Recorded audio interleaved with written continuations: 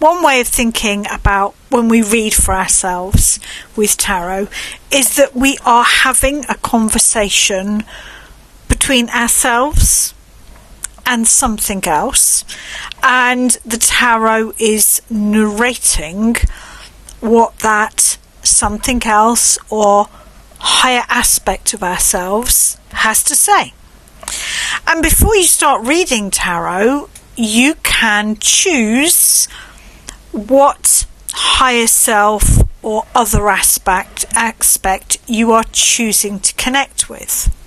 Now, obviously, I'm working within my world belief system and my pantheon.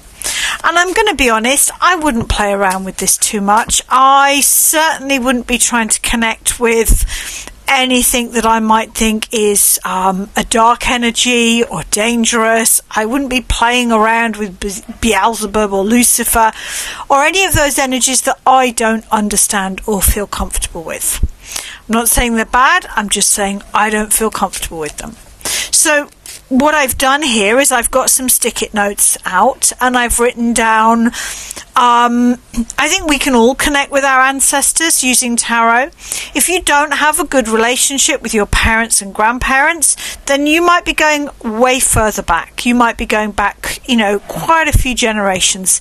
We're talking here about ancestors that have passed. That might be for you a loved ancestor you knew well, or it might be way further back. Again, I think we all have a higher guidance. That's always a good place to have a conversation with yourself if you like. I work with the Norse Pantheon. I've chosen Heimdall. Heimdall, in my experience, is a deity of organisation and structure, something that I am sadly lacking. So I often find conversations with Heimdall can be quite challenging. And this is reading from what I call in a place of page, where I am playful. I'm still cautious. I'm still very aware that I don't want to be connecting either with energies or asking questions that I'm not comfortable with, but it's still in a playful way. So I'm just going to give it a go. I'm going to ask advice. I'm going to ask 3 cards advice from my ancestors. Let's just focus on that right now. What do my ancestors best advise me to be doing with my life at this point? The Hermit, I've been playing around with this concept quite a lot because I'm also doing content creation for my correspondence course, and then the Hermit is the card, clearly my current stalker card, which I'm happy with. Shining my light, teaching, sharing. I consider that my ancestors actually are connected to my spiritual line now more than my bloodline. So it's appropriate that I would get the Hermit for teaching and shining a light. The Ten of Wands, not working too hard. I do tend to get into that mode of working too hard. And the Knight of Cups, speaking from my heart. So I definitely feel that my ancestors, and by this I am personally thinking more of my spiritual lineage than my bloodline. You can't see that because the light's shining. Let's put it there. Content creation that's coming from the heart, not necessarily just retelling old stories, not overworking it, shining my light, my story, my take on my spiritual path. Always good to read the card at the bottom of the pack, and in fact in a reading I will often actually take it out and put it somewhere as well. So definitely we've got this feeling here with the Four of Cups and the Ten of Wands of taking a step back, understanding who I am and sharing from my heart. I'm happy with that. Let's see what old Heimdall has to say. I don't always have the best relationship with Heimdall. That's an issue on my side, not his, I have to say. And so the way that I imagine this is almost as if Heimdall is sat on the other side of the table and I'm asking him. He's in the pantheon that I work with and I'm asking him for advice. What am I best focusing on right now? Really connecting to that sort of Heimdall energy. So Heimdall's a bit of a hard taskmaster, especially when it comes to me. But I think with the Knight of Swords, we have a similar warning here to the Ten of Wands and the Four of Cups of slow down, change the pace. Because with the Knight of Swords, we always have to look at the relationship with all of the knights, actually, between the swords and between the horse and the knight. Heimdall knows me well. The only knight I don't particularly like is the Knight of Pentacles. Attention to detail.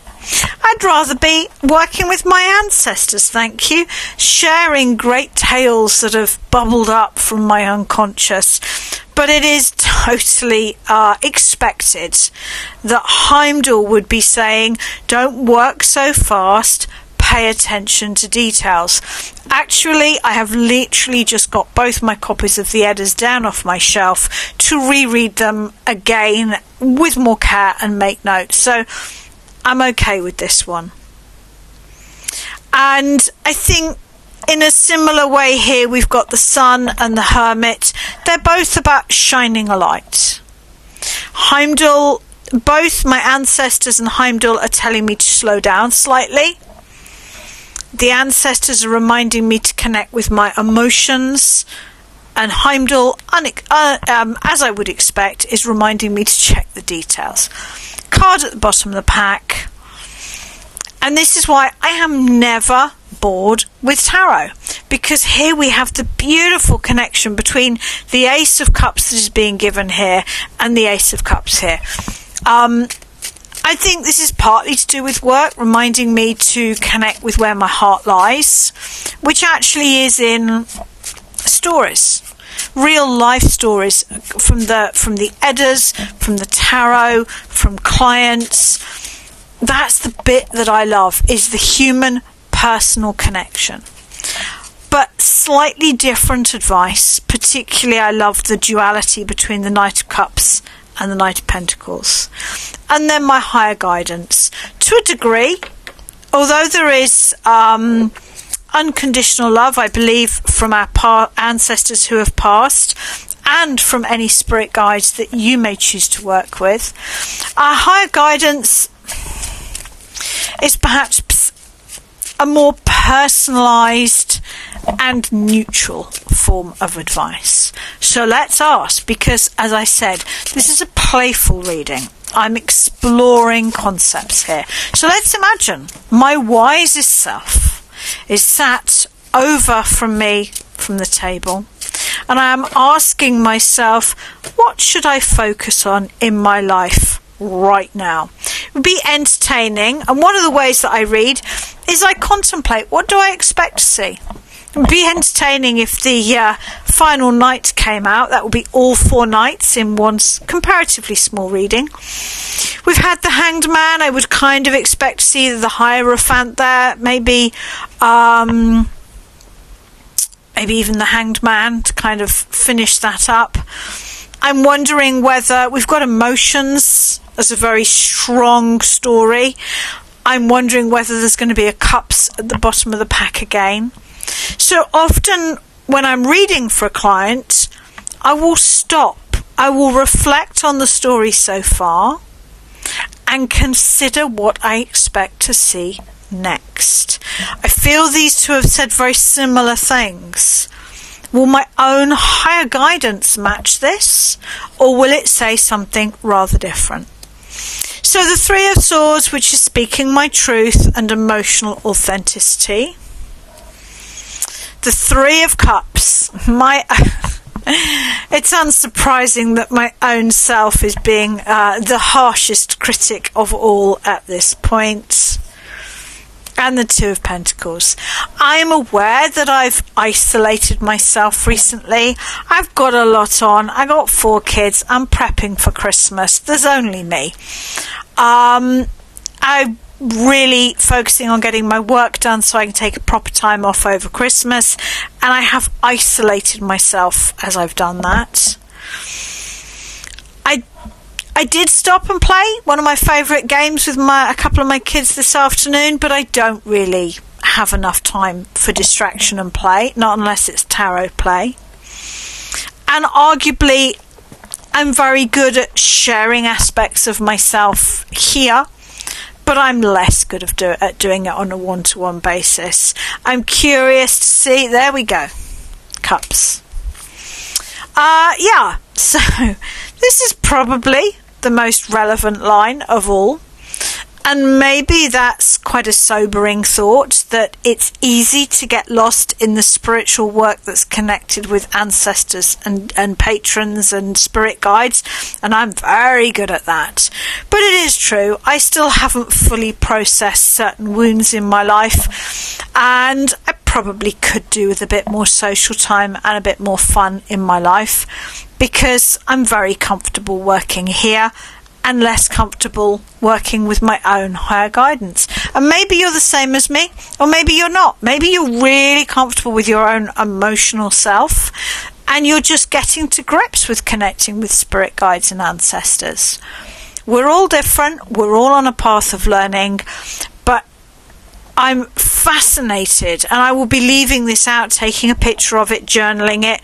The card at the bottom of the pack for each of the spreads was a cup card. The cards here, these two, working with the ancestors and Heimdall, really have a resonance to me. These two, I think, are more about my work, which is spiritual work, and this is more about my own personal emotional well-being. Hope you've enjoyed it, and let me know in the comments if you have a go yourself.